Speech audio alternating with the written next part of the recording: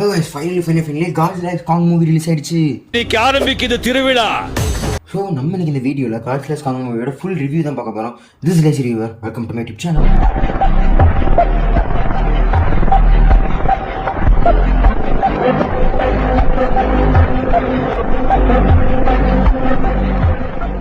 வீடியோக்குள்ள போகிற ஒரு சின்ன விஷயம் மட்டும் சொல்லணும்னு நினைக்கிறேன், அதை மட்டும் சொல்லிட்டு போயிடலாம். ஸோ நான் ஒரு ஹாலிவுட் மூவிஸ்க்கு இத்தனை பேரோட இவ்வளோ என்ஜாய் பண்ணி ஒரு ஃபன் ஃபீல்டாக பார்த்து ரொம்ப நாள் ஆச்சு. எக்ஸாம்பிள் சொன்னால் மார்வல்ஸ் தான் கிரேஸ் அதிகமாக இருக்கும் இந்தியாவில். ஸோ மார்வல் மூவிஸே கடைசி கேலக்ஸி 3 தான் கடைசி நல்லா இருந்துச்சா தேட்டர் ரிலீஸ் மூவியில். ஸோ அந்த மூவிஸ்க்கே கூட்டம் அவ்வளோ வரலாம், அவ்வளோ நாங்கள் என்ஜாய் பண்ணி பார்த்து ஒரு ஃபுல் ஃபீல்டு ஃபன்னாக முடிக்கிறோம் அந்த படத்தை. ஸோ அந்த படத்துக்கு இல்லாத ஒரு கிரேஸ் இப்போ Godzilla X Kong ஃபுல்லாக இருக்குன்னு சொன்னால் கிட்டத்தட்ட நாங்கள் போன தேட்டரே ஃபுல்லாக இருந்து ஃபுல் ஃபன் ஃபீல்டோட முடிச்சிருந்தோம். அப்படி அந்த அளவுக்கு ஃபுல் ஃபன் ஃபீல்டோட முடிச்சிருந்தோம். இந்த படம் இன்னும் ஒரு படி மேலே எனக்கு பிடிச்ச மாதிரி இருந்துச்சு. இதை நான் சொல்ல நினச்சேன், அதனால் இப்போ நான் அதை ரெஜிஸ்டர் பண்ணுறேன். இப்போ எப்படி கொடுப்பேன்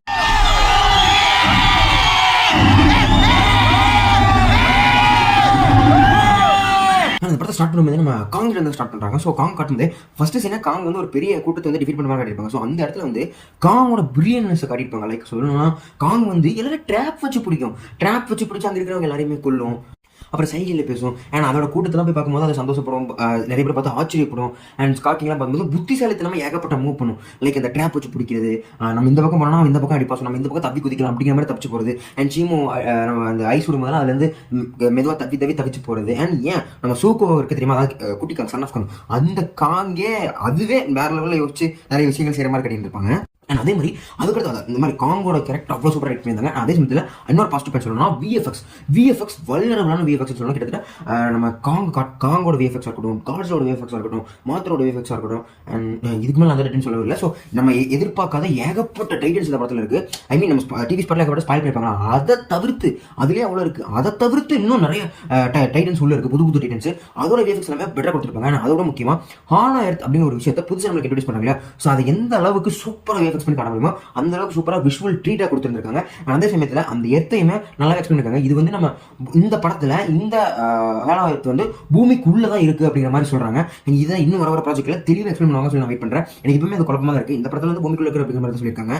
ஸோ உண்மையாக நல்லாவே இருந்துச்சு. பிகாஸ் அது Godzilla X Kong கண்டினியூஷன் அது சொல்லியிருந்திருக்காங்க. அதே சமயத்தில் இன்னொரு பாசிட்டிவ் பாயிண்ட் பண்ணோம், இந்த படத்தோட சேவிங் ரீசன் சொல்லலாம், இல்லை பாசிட்டிவ் பாயிண்ட் சொல்லலாம், இல்லைனா முக்கியமான பாயிண்ட் இந்த படத்தை பார்க்கறதுனா முக்கியமான ரீசன் என்ன சொல்லலாம், Godzilla vs Kong அப்படின்னு ஒரு விஷயம் இருக்கும். ஸோ அந்த Godzilla vs Kong, அந்த Godzilla Kong இந்த படத்தில் திரும்ப ஃபைட் பண்ணுவாங்க. ஒரு சில ஃபைட் நடக்கும். அந்த ஃபைட் சீக்வன்ஸ் என்னமா யோசிக்கிறீங்க அப்படிங்கிற மாதிரி தாறுமாறா இருக்கும். நான் உண்மையாக சொல்லுங்க, டீம் காங் ஃபேனாக இருந்தாலும் சரி, டீம் Godzilla ஃபேனாக இருந்தாலும் சரி, டீம் காங் ஃபேனாக இருந்தீங்கன்னா ஃபர்ஸ்ட் நடக்கக்கூடிய ஃபைட் கண்டிப்பாக ரசிப்பீங்க. அதுக்கப்புறம் திரும்ப இன்னொரு ரீவாட்ச் பண்ணிருக்கோம், அதையுமே டீம் Godzilla ஃபேன் ரசிப்பீங்க. ஸோ டீம் காங் ஃபேனாக இருந்தாலும் சரி, டீம் Godzilla ஃபேனாக இருந்தாலும் சரி, ரெண்டு பேரும் ஈக்குவல் ஆப்போசிட்டாக காட்டி அந்த ஃபைட் சீக்வன்ஸை வேற லெவலில் எலிவேட் பண்ணி கோரியோகிராஃப் பண்ணியிருப்பாங்க. அந்த ஃபைட் சீக்வன்ஸ் கோரியோகிராஃபி எனக்கு ரொம்பவே பிடிச்சிருக்கும். உண்மையுமே அந்த எழுதின அந்த ரைட்டருமே சரி, அந்த டேரக்டருமே வேற லெவலில் பிரில்லியன்ஸ்னு சொல்லலாம். அந்த அளவுக்கு அதை பெட்டராக எழுதி சூப்பராக கொடுத்துருக்காங்க. நான் இந்த படத்தை திரும்ப வாட்ச் பண்ண போறோம்னா அந்த ஒரு ஃபைட் சீக்வன்ஸ் போதும் அந்த படத்தை ரிவாட்ச் பண்றதுக்கு. வர்த் வாட்சிங் மூவின்னு சொல்லலாம். அந்த ஒரு ஃபைட் சீக்வன்ஸ்க்காக சொல்லலாம். அப்படி யோசிச்சு பாருங்க அந்த படத்தில் எந்த அளவுக்கு கொடுத்துருப்பாங்க சொல்லிட்டு. அதே சமயத்தில் இன்னொரு பாசிட்டிவ் பாயிண்ட் சொல்லணும்னா, நம்ம காங்கான அந்த ஸ்டோரி லைன் சொல்லணும். அதே மாதிரி Godzillaவும் ஒரு ஸ்டோரி லைன் போயிட்டு இருக்கும். அதையுமே ஓரளவுக்கு நல்லா கொடுத்துருக்காங்க. ஸோ நான் Godzilla ஒரு கேமியோ மாதிரி தான் நினைச்சிட்டு இருந்தேன். பட் இல்லை, Godzilla உண்மையுமே நிறைய ஸ்கிரீன் டைம் கொடுத்து அதுக்கான கேரக்டரும் கூட்டிட்டு போயிருக்காங்க. அது உண்மையுமே சூப்பராக இருக்கு. அடுத்த பாசிட்டிவ் பாயிண்ட் சொல்லணும்னா, அந்த மொமெண்ட் ஆடியன்ஸோட பல்ஸ் அப்படின்னு சொல்லலாம். ஸோ அந்த மொமெண்ட், அந்த பல்ஸ் இந்த டேரக்டர் கரெக்டாக பிடிச்சி செம்மையாக பண்ணியிருக்கான்னு சொல்லலாம். ஸோ அது உண்மையில சூப்பராகவே இருந்துச்சு. இந்த படத்தில் ஏகப்பட்ட இடத்துல கட் பண்ணி படம் மொமெண்ட் அப்படி நம்ம மாடர்ன் சினிமா ஏதோ போட்டு இதாண்டா சினிமா அப்படிங்கிற மாதிரி ஒரு மீம் இருக்கு தெரியுமா. ஸோ அந்த மீமை இங்கே இருக்கக்கூடிய இந்த படத்தில் ஏகப்பட்ட சீக்வன்ஸை கட் பண்ணி இதாண்டா சினிமான்னு போடலாம். அந்த அளவுக்கு இந்த படத்தில் மொமெண்ட்ஸ் அதிகமாக இருக்கு. அண்ட் ஓவரால் சொல்லணும், மான்ஸ்டர் பஸ் ஃபேனுக்கும் சரி, காங் ஃபேனாக இருந்தாலும் சரி, நீங்கள் Godzilla ஃபேனாக இருந்தாலும் சரி, இல்லை இந்த மாதிரி டிஃப்ரெண்டாக மூவிஸ் ஃபேனாக இருந்தாலும் சரி, இந்த படத்தை கண்டிப்பாக பார்த்துருங்க. மான்ஸ்டர் பஸ் ஃபேனாக இருந்தீங்கன்னா கண்டிப்பாக நான் சொன்ன அந்த ஒரு ஃபைட் சீக்வன்ஸ்க்காகவே இந்த படத்துக்கு இன்னொரு தடவை போவீங்க. நானும் அந்த மாதிரி பிளான் பண்ணிருக்கேன். இந்த ஒரு ஃபைட் சீக்வன்ஸ் பார்க்கறதுக்காகவே திரும்ப போகிற மாதிரி எழுத இருக்கேன். அந்த அளவுக்கு அந்த ஃபைட் சீக்வன்ஸை சூப்பராக கோரியோகிராஃப் பண்ணி முடிஞ்ச அளவுக்கு பெட்டராக கொடுத்துருப்பாங்க. அதெல்லாம் ரொம்பவே பிடிச்சிருக்கும். அதை நெகட்டிவ்ஸ் எடுத்துக்கிட்ட வந்தோம் அப்படின்னா, இந்த படத்தில் நெகட்டிவ்மே இருக்க தான் செய்யுது. பட் ரொம்ப அதிகமாக இல்லை, பட் இருக்குது. எனக்கு இது எல்லாமே நெகட்டிவ் தெரிஞ்சு. ஃபர்ஸ்ட் விஷயமே மியூசிக் தான். இந்த படத்துக்கு மியூசிக் டாம் ஹோல்கன்பர்க் சொல்லி போட்டிருக்காரு. அண்ட் அவரோட மியூசிக் சரியில்லை சொல்லி திரும்ப ஆண்டோனியா டி லோரியோவை கூட்டு போட வச்சது மாதிரிலாம் ஒரு நியூஸ் கேள்விப்பட்டேன். இப்படி இவங்க 2 பேர் போடுறாங்கன்னு வச்சுக்கோங்க. ஸோ இந்த நெகட்டிவ் சைடில் பார்க்கும்போது எனக்கு இவங்க 2 பேரோட மியூசிக் பெருசாக பிடிக்கல. நம்ம Godzilla vs Kong அந்த ஃபைட் நடக்கும்போது ஒரு சின்ன பீஜம் போகும், அது மட்டும் எனக்கு பிடிச்சிருந்துச்சு. பட் மற்றபடி வரக்கூடிய சில சாங்ஸுமே அண்ட் சில பீஜம்ஸுமே எனக்கு பெருசாக பிடிக்கல. அந்த பீஜமும் சரி, பேக்ரவுண்ட் ஸ்கோர் எந்த இடத்துலையுமே வரதில்லை. இது இன்னும் பெட்டராக பண்ணியிருக்கலாமே, ஒரு ஃபீல் கண்டிப்பாக கொடுக்க தான் செய்யுது எனக்கு. பட் நான் சொன்ன மாதிரி இந்த Godzilla vs Kong அந்த ஃபைட் நடக்கிற சீக்வன்ஸ்லையுமே கிளைமாக்ஸ் சீக்வன்ஸ்லையுமே ஓரளவு பரவாயில்ல. பட் எனக்கு பெருசாக பிடிக்கல. இதில் பர்சனல் ஒப்பீனியன் சொல்கிறேன். ஆனால் அதே சமயத்துல இந்த படத்துல நடந்த அந்த ரைட்டிங் வாச சொல்லணும், நம்ம காங்குக்கு எவ்வளவு தூரம் ரைட்டிங் போயிருந்துச்சு அண்ட் காட்ஸிலாவுக்கும் நல்ல ரைட்டிங் கொடுத்துருந்தாங்க. ஆனா நம்ம ஸ்கார் கிங்க காட்டும்போது அவரை காட்டும்போது அந்த ஒரு எப்படி சொல்றது, அவர் பவர்ஃபுல்லான வில்லன் தான். அவர் வந்து அந்த ஷீமோ கண்ட்ரோல் பண்ணி வச்சிருக்காரு. பட் அவர் பார்க்கும்போது ஒரு மாதிரி ஒரு பயம் வரல அப்படிங்கிற மாதிரி சொல்லலாம். லைக் நம்ம கிங் ஆஃப் மான்ஸ்டர்ல கிங் கிடோரா வந்திருக்கும் இல்லையா, ஸோ அந்த படத்துல அந்த வில்லனை பார்க்கும்போது ஒரு மனசுக்குள்ள இருக்கும், இவன் எப்படி வந்து நம்ம காட்சியில் தோக்கடிக்க போகுது, எப்படி இது ஜெயிக்க போகுது, காட்சியில் எப்படி ஒரு சீக்வன்ஸ்ல பொழைக்க போகுது அப்படிங்கிற மாதிரி ஒரு பயத்தை கொடுத்துட்டே இருக்கும். பிகாஸ் அதை வந்து மாத்திராவை கொண்டிருக்கும் அந்த மாதிரி சீக்வன்ஸ்ல போயிருக்கும்போது, ஸோ அந்த சீக்வன்ஸ்ல அந்த ஒரு பயத்தையும் அந்த ஒரு எக்ஸைட்மெண்ட்டையும் இந்த படத்துல நம்ம ஸ்கார் கிங் ஏற்படுத்தல. ஸ்கார் கிங் எப்படி நம்ம காட்சியில் காங்கிரஸ் வந்து டிஃபீட் பண்ண போறாங்க, இவனை எப்படி பண்ண முடியும் அப்படிங்கிற ஒரு எஃபெக்ட் வரவே இல்லை. கடைசி எனக்கு வரவே இல்லை.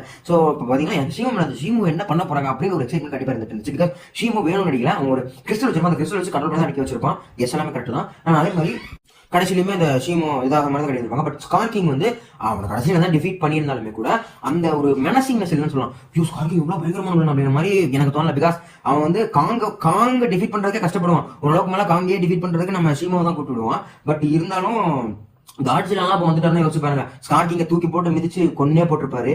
அப்படி இருக்கிற சமயத்துல ஒரு மனுஷங்க வில்லனா அவன் தெரியல. ஸோ இன்னும் கொஞ்சம் நாள் அவனுக்கு வந்து ஒரு 10 நிமிஷம் ஸ்கிரீன் டைம் ஒதுக்கி அவன் எப்பேற்பட்ட அவன் கேரக்டர், அவனுக்கு என்ன வேணும், அவனுக்கு என்ன வாண்ட் வேணும், அவன் எதுக்கு காங்க வந்து கூட்டு சண்டை போட வைக்கிறான் அப்படிங்கிறது இருக்கலாம். அது சொல்லியிருக்காங்க. லைக் காங்க மட்டும் தான் எனக்கு கட்டுப்படாம இருக்கான், அவன் கட்டுப்பட அப்படிங்கிற மாதிரி கூட்டு சண்டை போறாரு. பட் இருந்தாலும் அவன் இன்னும் கொஞ்சம் மெண்டஸையும் காட்டியிருக்கலாம். லைக் அவர் கேட்கப்பட்ட பவர்ஸ் இருக்கிற மாதிரியும் இவன் டிஃபீட் பண்ணணும்னா கண்டிப்பா இவங்க 2 பேரும் டீம் சேர்ந்து ஆகணும் அப்படிங்கிற மாதிரி ஒரு சிச்சுவேஷன் வரும். அதை கொடுக்க ட்ரை பண்ணியிருப்பாங்க. லைக் நம்ம ஷீமோ வந்து அவங்க கண்ட்ரோல தான் இருக்காங்க. ஸோ அதை என்ன பண்ண போறாங்க அப்படின்னு பார்க்கும்போது அது கொஞ்சம் டப்புன்னு முடிஞ்சிடும். நீங்க கிளைமேக்ஸ் பாக்குறீங்கன்னா ஒரு 8 நிமிஷம் பெரிய டைட்டன் ஃபைட் இருக்கும். பட் இருந்தாலுமே அது கொஞ்சம் முடிஞ்சது வந்து டப்புன்னு முடிஞ்ச மாதிரி இருக்கு அப்படிங்கிற மாதிரி ஃபீல் கொடுக்கும். பட் இருந்தாலுமே அது எனக்கு நல்லா தான் இருந்துச்சு. எனக்கு நெகட்டிவா தெரிஞ்சது அந்த ஸ்டார்டிங் இன்னும் கொஞ்சம் பவர்ஃபுல்லாக கட்டியிருக்கலாம். அதே மாதிரி இந்த கிளைமேக்ஸ் இன்னும் கொஞ்சம் நல்லா எலாபரேட்டா முடிச்சிருக்கலாம் அப்படின்னு ஒரு சீக்வன்ஸ் சொல்லலாம். அண்ட் ஃபர்ஸ்ட் டைம் இந்த படம் பார்க்கும்போது எனக்கு நெகட்டிவா தெரிஞ்சது இந்த விஷயங்கள்லாம் தவிர மற்றபடி எதுவுமே இல்லை. மற்றபடி அது பார்க்கணும், காங்கோட ஸ்டூடெண்ட் பெட்டரா கொடுத்துருப்பாங்க. காங்கோட சிந்திக்கிறதுமா எந்த அளவுக்கு வளர்ந்துருக்குங்கிறத கரெக்டா சொல்லுவாங்க. அண்ட் இந்த படத்துல ஃபைனலி கிங்காக மாறி போறாங்க. அதெல்லாம் வேற லெவல் மொமெண்ட். இந்த படத்துல நல்லா சொன்னேன், ஒவ்வொரு செகண்ட் கட் பண்ணி போட்டா மொமெண்ட் போட்டே இருக்கலாம்னு சொல்லிட்டு கடைசியில கிங்காக மாறி நிற்கிறது, நம்ம காட்சியில போய் இடத்துல படுக்கிறது அப்படிங்கிறதுலாம் வேற லெவல் மொமெண்டா இருக்கும். அண்ட் இந்த படத்துல ஏற்பட்ட இந்த மீம் மொமெண்ட்டும் டக்கு ஞாபகம் வந்துட்டு போச்சு. லைக் நம்ம காட்சியில வந்து ஒரு இடத்துல இருந்து குதிக்கும், அதெல்லாம் பார்க்கும்போது டக்குன்னு ஒரு மீம் தான் ஞாபகம் வந்துச்சு. அதே சமயம் என்னடா பண்ற, தூமச்சாலே வா அடே அடே அட அரபோத நாயே செத்துறாடா, ஐயோ குடிச்சாடா. அதே சமயத்துல நம்ம காங் ஜம்ப் பண்ற சீக்வன்ஸ் எல்லாமே ஒரு நல்ல மீம்லியா தான் வர மாதிரி தெரிஞ்சது.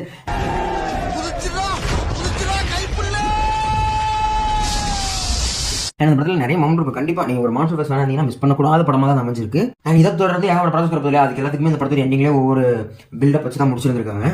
அதே சமயத்தில் ஹாலோவர்த்தில் வந்து நிறைய விஷயங்கள் எக்ஸ்ப்ளோர் பண்ணியிருப்பாங்க. அதெல்லாமே உண்மையுமே அன்எக்ஸ்பெக்டடான சிச்சுவேஷன் சொல்லலாம். அந்த அளவுக்கு நிறைய விஷயங்கள் எக்ஸ்ப்ளோர் பண்ணியிருப்பாங்க.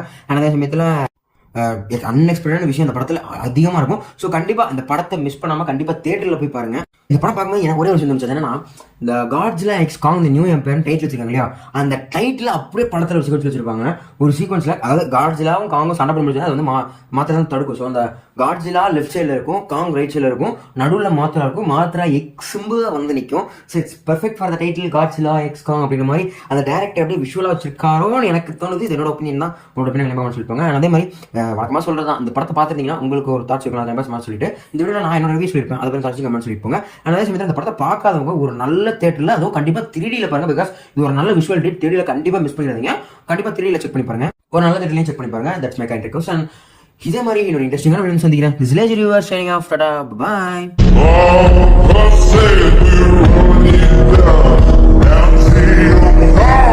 Going down.